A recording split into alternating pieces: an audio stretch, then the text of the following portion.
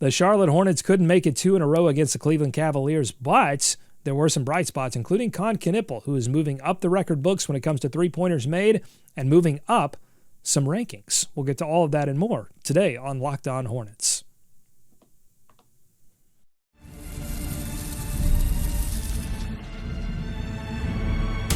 You are Locked On Hornets, your daily Charlotte Hornets podcast.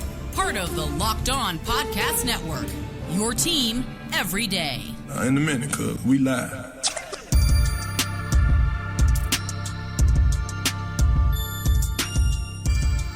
Welcome in. This is Locked On Hornets. It's your daily podcast on the Charlotte Hornets, part of the Locked On Podcast Network, your team every day. And now it is the #1 sports podcast network. I'm Doug Branson, flying solo today, usually joined by Walker Mail of WFNZ 12 to 3 every single day. He is on. He has started his vacation early, and we'll be back to do the show together in the new year. But until then, I got you set here for a recap episode. We're going to get into Kon Knueppel. How did LaMelo play? How did Brandon play? Why did they lose? And then we'll do a little Sicko Satchel. We got some great questions from the Sicko Brigade here at the end of the show. Today's episode is brought to you by FanDuel. Right now, new customers can bet just $5. If your bet wins, you're going to get $300 in bonus bets to use across the app.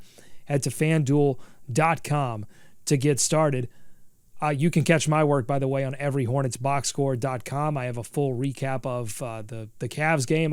We'll have a full recap from Evan Hale of Hailstorm Sports of the game tonight against the Washington Wizards. I'm going to go ahead and apologize in advance for my voice.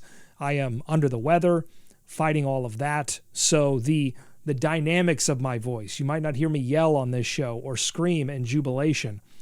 Either end of that spectrum has been taken from my voice. So instead, I will find my stoic philosophy here. I will key in on Marcus Aurelius, and I will try to find the middle ground, the middle way here for the Charlotte Hornets in this recap. And the Hornets lose 139 to 132. 7-point deficit at the end, helped by the bench bees, the white flag crew, coming out at the end and maintaining the effort necessary not to make this a blowout. But the Cavs, led by Darius Garland's 27 points, 5 rebounds, 10 assists, Donovan Mitchell's 30 points, 4 and 5, and DeAndre Hunter's 27 points, really did put this somewhat out of reach in the fourth quarter. But I thought this was like a classic example of a Charlotte Hornets high effort, high hustle, low execution loss. We've seen this more than a few times from the Hornets this season.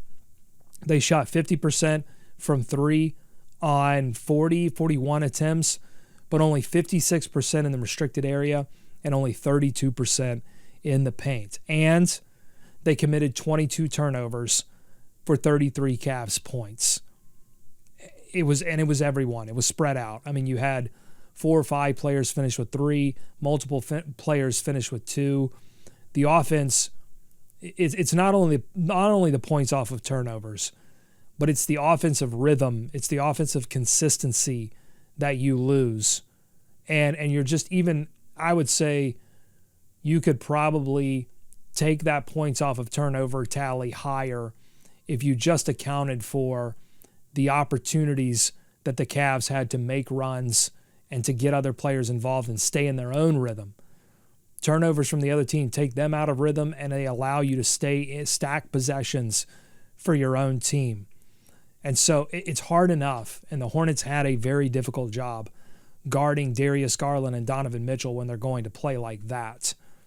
It makes it even more difficult when you're having to try to set your defense very quickly against both of those guys who can drive, who can hit mid-range, who can just pull up right in your face and knock down the three.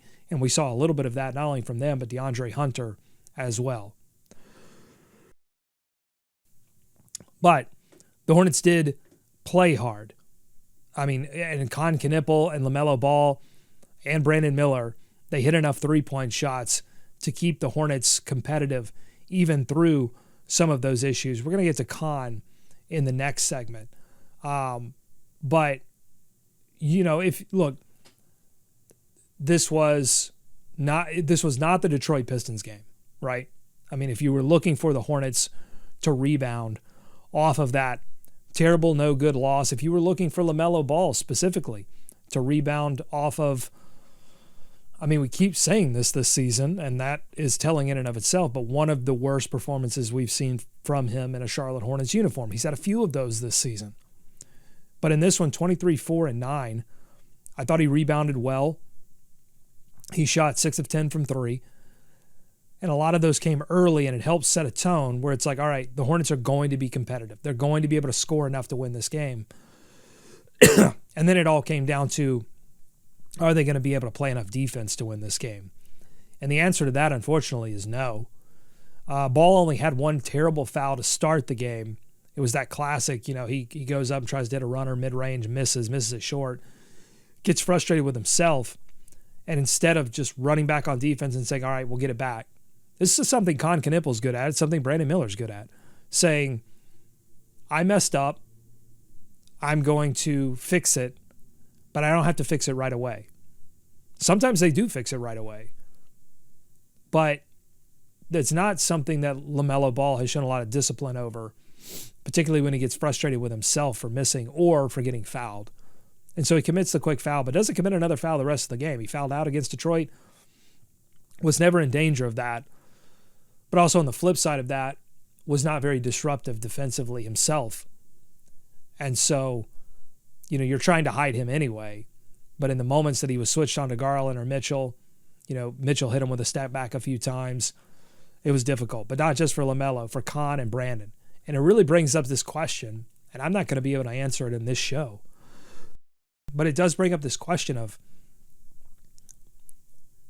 can the Hornets really proceed and win in the playoffs with LaMelo, Brandon Miller, and Kon Knueppel as your backcourt trio? Is Brandon Miller going to become an elite defender? Is Kon Knueppel going to learn over the next couple of seasons to become an above average defender?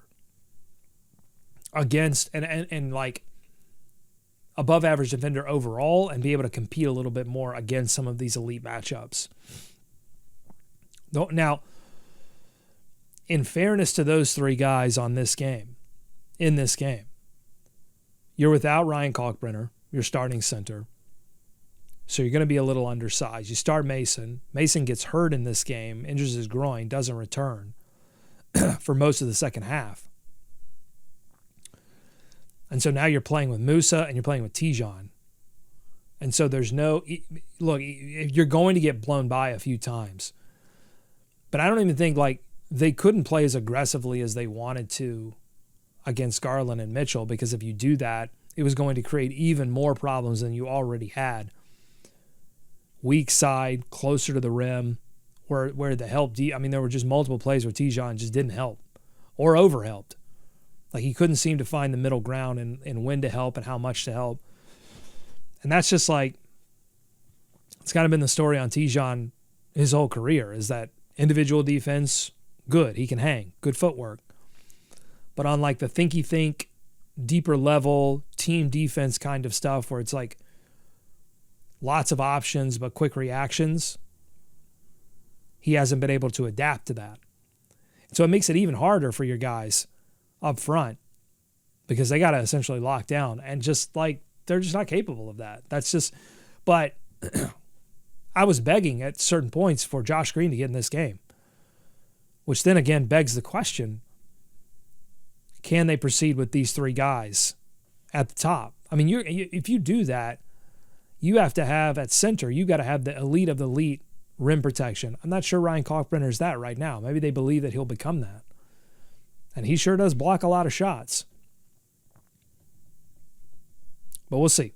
Coming up on Locked On Hornets, I do want to talk about Kon Knueppel, because he continues to move up the record books in terms of the amount of three-pointers he's making, but he's doing a lot more than that, and he's moving up some rankings. I'll tell you about that coming up. Locked On Hornets.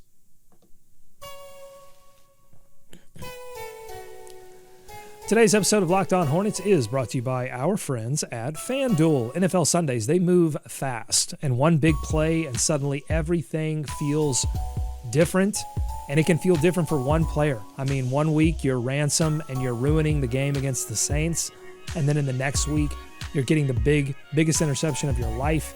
And for the Hornets, for the Panthers, it was redemption. It meant you're still in the playoff hunt. That's what makes live betting with FanDuel so exciting. You're not just watching the game, you're reacting to it in real time. And with FanDuel, you can place bets as the action unfolds, every single drive, every momentum swing, every highlight moment. Live betting is best when the game starts to shift like it did against the Bucs. A receiver gets hot, a defense tightens up, or the momentum flips after a turnover. FanDuel lets you jump into the moment. Live spreads and money lines, they adjust instantly so you can see them right on the app.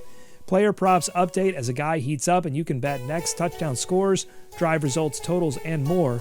It keeps you locked into every snap, every drive, every possibility. So, if you want to be right in the middle of the action this season, visit FanDuel.com. That's FanDuel.com and place your NFL live bets all season long. FanDuel, the game moves fast, and so can you. More Locked On Hornets ahead. Back here on Locked On Hornets with more on Kon Knueppel, who, again, finishes this game with 20 points. Man, doesn't it seem like he is like an automatic 20 points now, unless he's just having a terrible shooting night. It seems like already 29 games into his rookie season, this guy seems like he's just a walking bucket already.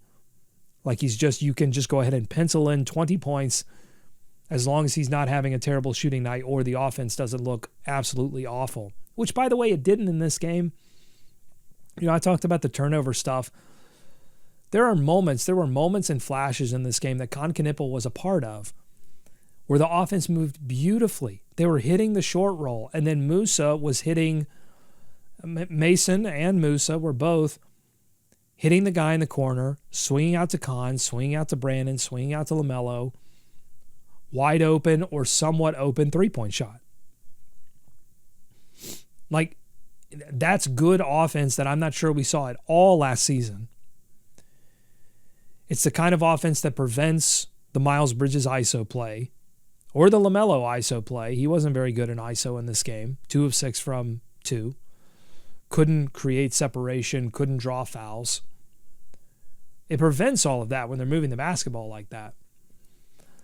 And it helped Kon Knueppel get to his 100th triple of the season. And then he added 4 more after that.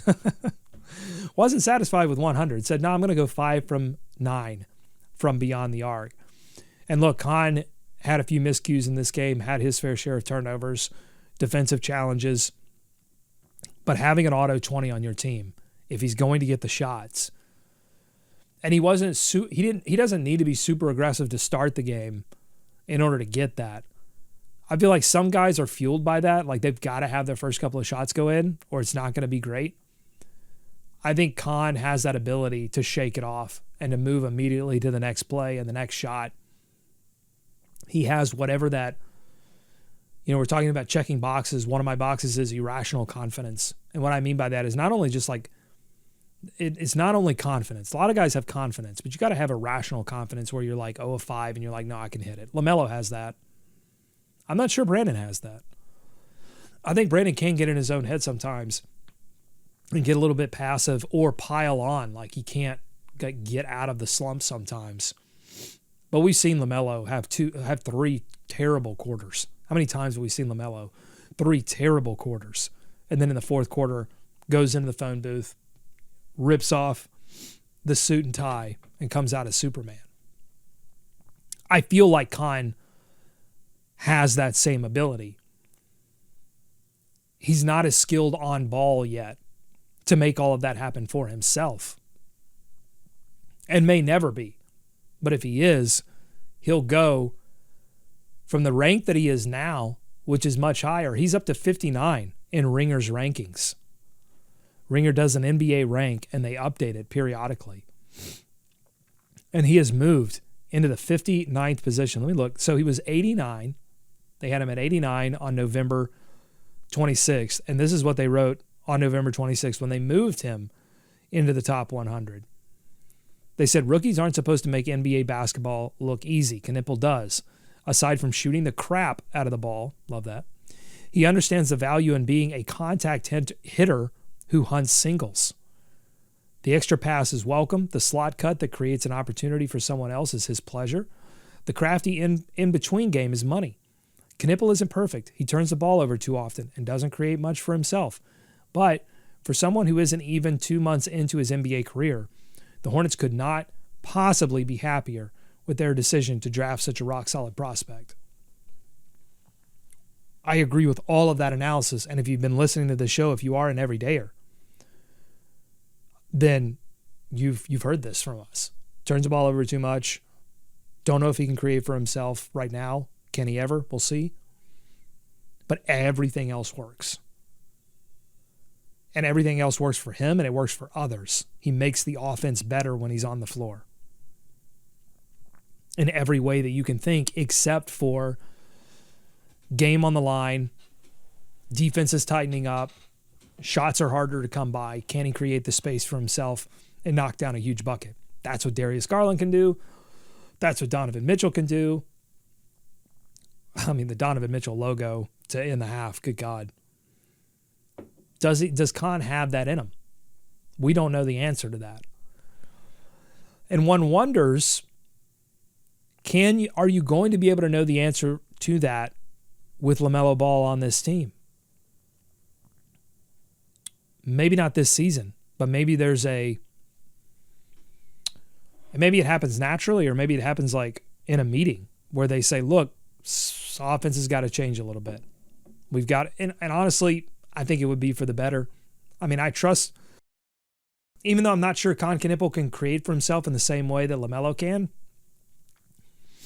I still trust the ball in his hands more than I do LaMelo right now. LaMelo will drive into traffic, not be able to draw the foul, and put up a terrible floater, which then turns into offense for the other team.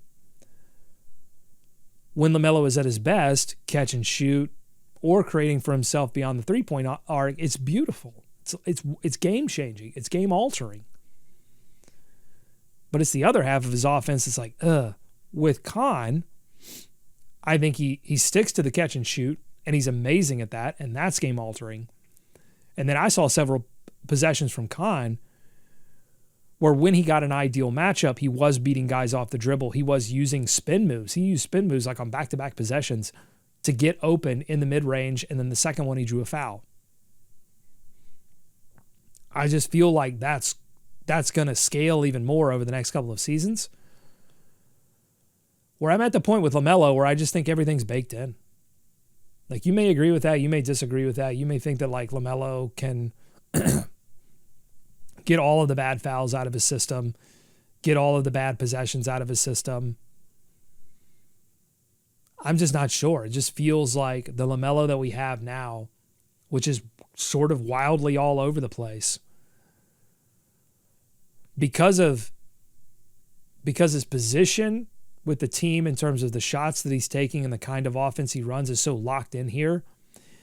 Like, I think if he did go to another team in a new system where he had to adapt, and there was a little bit of a reset idea, maybe there's a different role for him on a different team, then maybe like that's his story isn't completely written yet. But I think with the Charlotte Hornets, when you're making that much money and you've been doing something, even though you haven't been doing it a lot because you've been injured, but you've been doing something for so long, how can you unwind that? And I'm not talking about LaMelo Ball bench player or something. Like, can they convince him to come off the bench and just be like a pure scorer? Like, that's not the best use of his skills, and would be a waste of his time probably in his mind. I mean, he had 9 assists in this game. He was altering the game with his pass. But can there be a shift made to where it's like, all right, it's going to run through Kon Knueppel more than it ever has been before? And even Brandon gets relegated to a role of like catch and shoot, focus more on the defensive end of the floor if we're going to survive with these 3 guys against 2 good guards. But he moves up to 59th, Kon Knueppel does.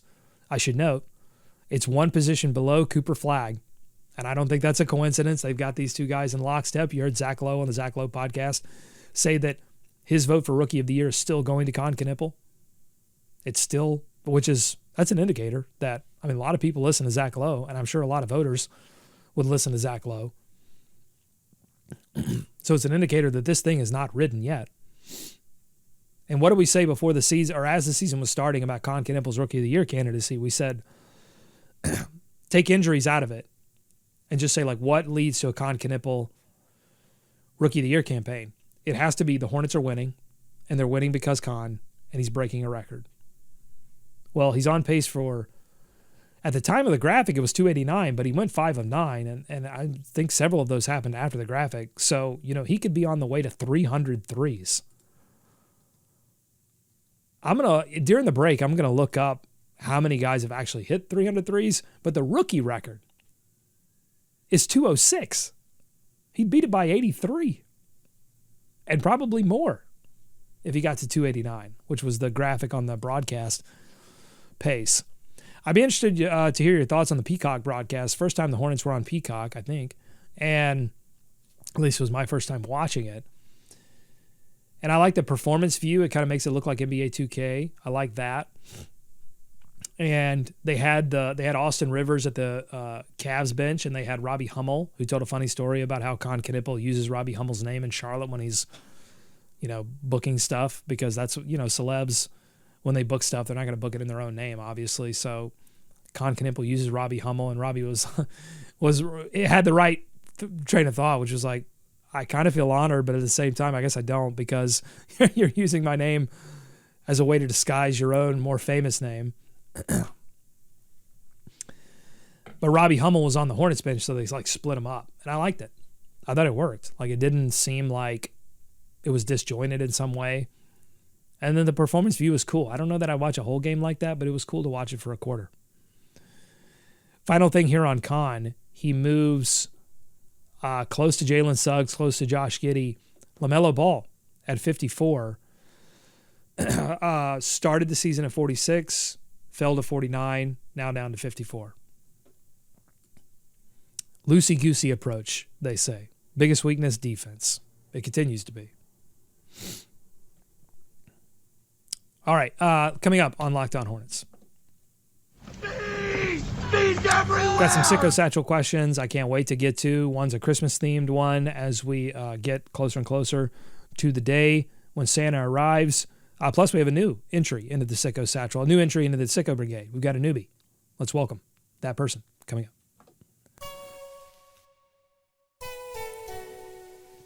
Today's episode of Locked On Hornets is brought to you by our friends at Robinhood. Nobody knows your money goals better than you. Robinhood puts you in control of your money with tools that work as hard as you do. Locking in on every opening, beating your PR, beating it again. Channel that drive into your money. Robinhood puts you in control of your money. Trade stocks and ETFs, options, futures, and crypto, all on one platform. You can now build and execute your own trades from a desktop with Robinhood Legends advanced tools, or take advantage of the new Robinhood strategies with a tailored portfolio managed by a team of experts.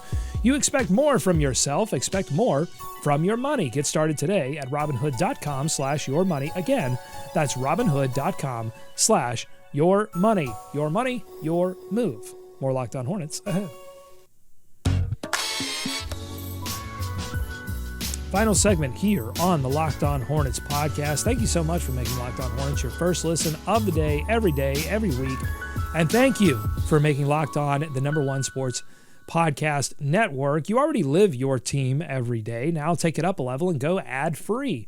Join the Everydayer Club today and get Locked On Hornets with no interruptions, members-only Discord access, and more, all for just $5 a month or $50 a year. Go to lockedonhornets.supercast.com, or you can check the link in the show notes to learn more. Cough break. Thanks for bearing with me, by the way. Feeling a little bit under the weather. Hopefully we'll kick it by the time we kick it together with Walker in the new year. But I want to get to some Sicko Satchel questions from the Sicko Brigade. Join subtext.com/LockedOnHornets.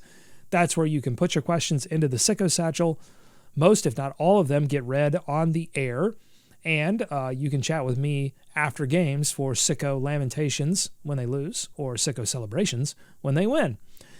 Let's get to Jay Brown Buzz City, one of the longest time listeners, and longest members of the Sicko Brigade. It says, with the Christmas season upon us, who would y'all name as your 3 wise men in the following categories? Best Hornets GM ever, best Hornets coach ever, most trustworthy current media voice when it comes to trade rumors, other than the Locked On LOH boys, obviously. The first 2 are easy. Just going to be honest with Jay Brown Bus City. I don't have to think too hard about the first 2. Best Hornets GM ever, Bob Bass, flipped 2 eras of Hornets basketball into 2 other eras of playoff winning Hornets basketball. You go from the LJ Zoe Muggsy era into the Glenn Rice, Anthony Mason era, which, by the way, like if you look more into that, I don't think a lot of people expected that transition to work. Like they thought the Hornets were in rebuild mode, particularly when they went out and got Anthony Mason, who was a rebuild project. It was somebody that got into some trouble in New York, and people were like, that guy's too volatile to win with. That's why New York wanted to get rid of him. And then once Mason began to get injured, they pivoted from Glenn Rice and Anthony Mason to the Mashburn, Baron Davis, Eldon Campbell, P.J. Brown, Hornets, David Wesley, not going to forget him. And that team was built on. So the first LJ Zoe Muggsy team was not space, although Del Curry was spacing the floor for sure.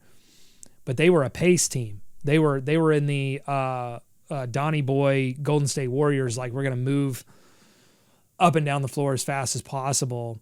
They were in that mold. And then the Glenn Rice, Anthony Mason, it slowed down a little bit, but they were such a good 3-point shooting team with Glenn Rice that they made you pay offensively and a little bit more balanced defensively. And then they shifted all the way to defense with that final era that almost got to the Eastern Conference Finals in 2001. So Bob Bass, best Hornets GM ever. Who is this guy? I don't even know that he has competition. Jeff Peterson, we'll see. I mean, as much as I've loved the moves that he's made, none of them have resulted in Hornets playoff winning basketball. None of them have resulted in 50 wins. And that's not me being mean to Jeff Peterson. That's just me being fair. It's me being honest. Like, can Jeff Peterson make the big move to put this team in position to win 50 wins? I don't know.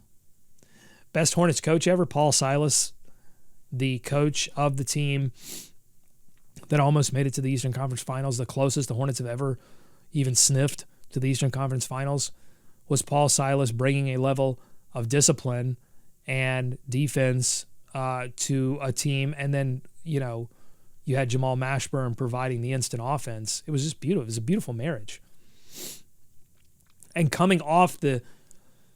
they were coming off a tumultuous end to the Dave Cowens era, and they could have easily gone into the toilet after that whole debacle. But Paul Silas came in and saved the team.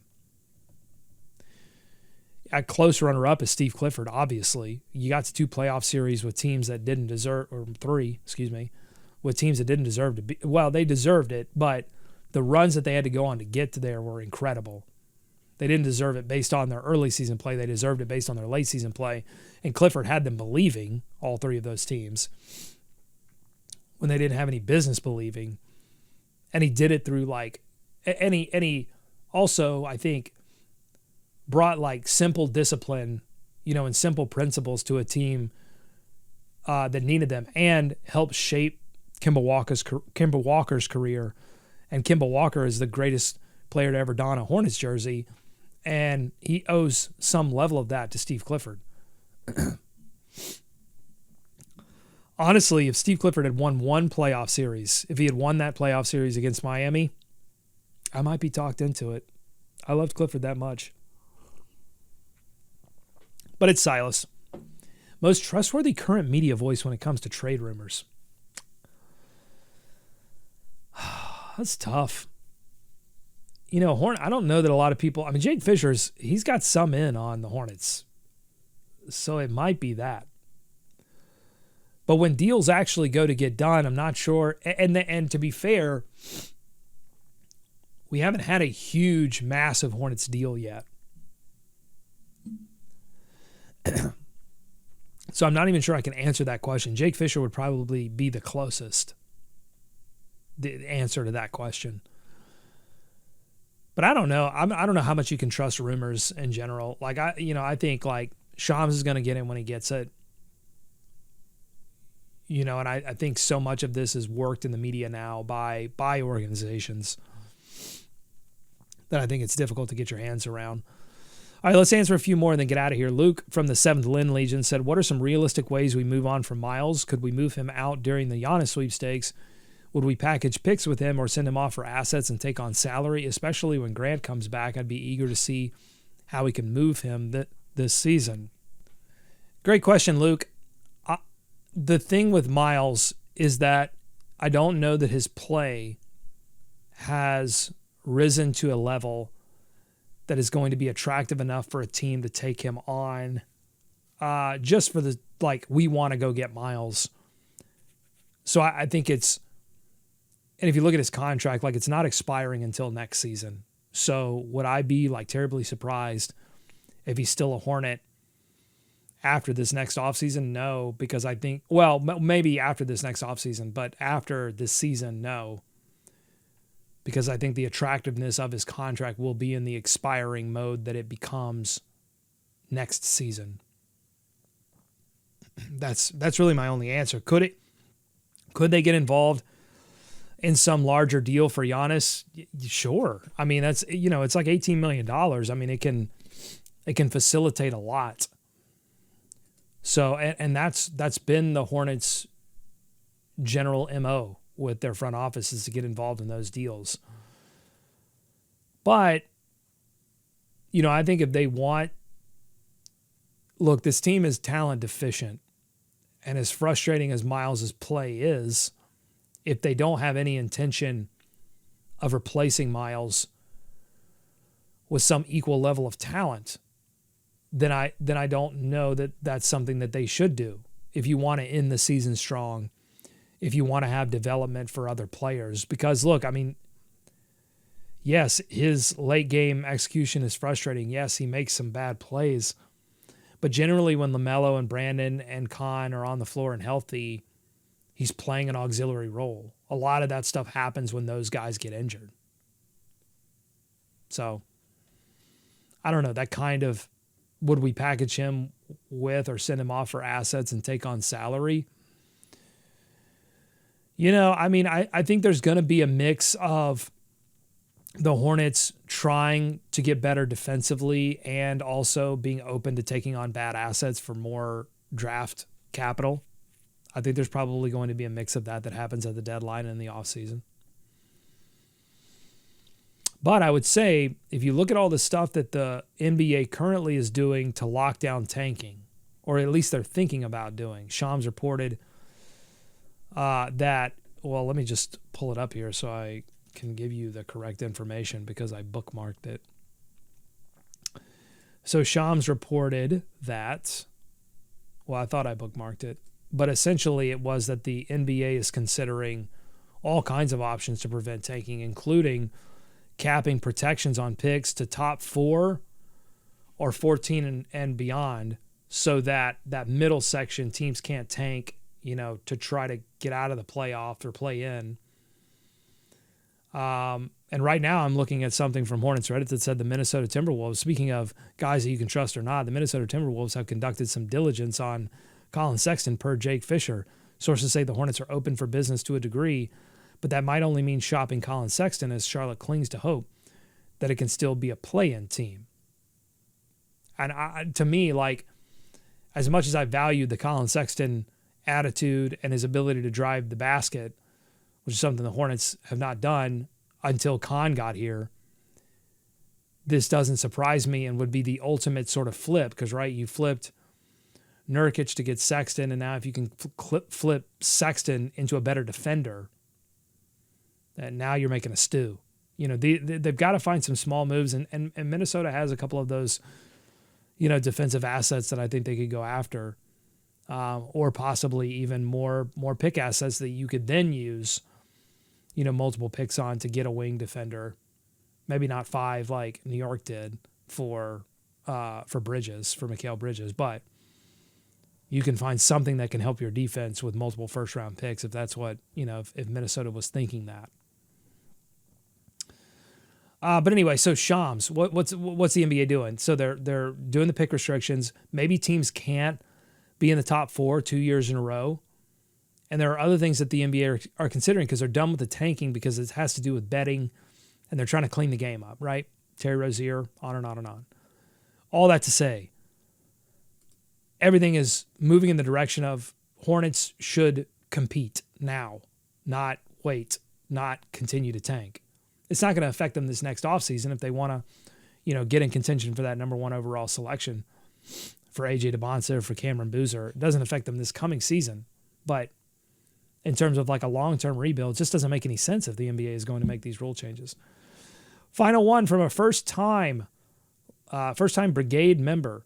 This is Sergeant Biggie of the 7th Trapucas Troopers. My question is, do the refs really let opposing defenders play more physically against LaMelo? I saw a video where the Minnesota defender is allowed to hand-check LaMelo, but when he hand-checks another Hornet in exactly the same way, they call a foul. Well, hand-checking sort of lives in this realm of it's not an exact science. So, I think that you could probably pull out individual plays for all of the Hornets players and say, well, there's an instance where a hand check was called, and here's an instance where it wasn't called. Do they let, that's a tough question to answer. I don't know the referees. It seems like there is more physical play on LaMelo. It seems like teams feel like they can get away with it. And I've always said, if the refs see you a lot and they see you driving a lot and they see you getting contacted a lot, their sort of priors on you will shift. Their frame of reference on you will shift.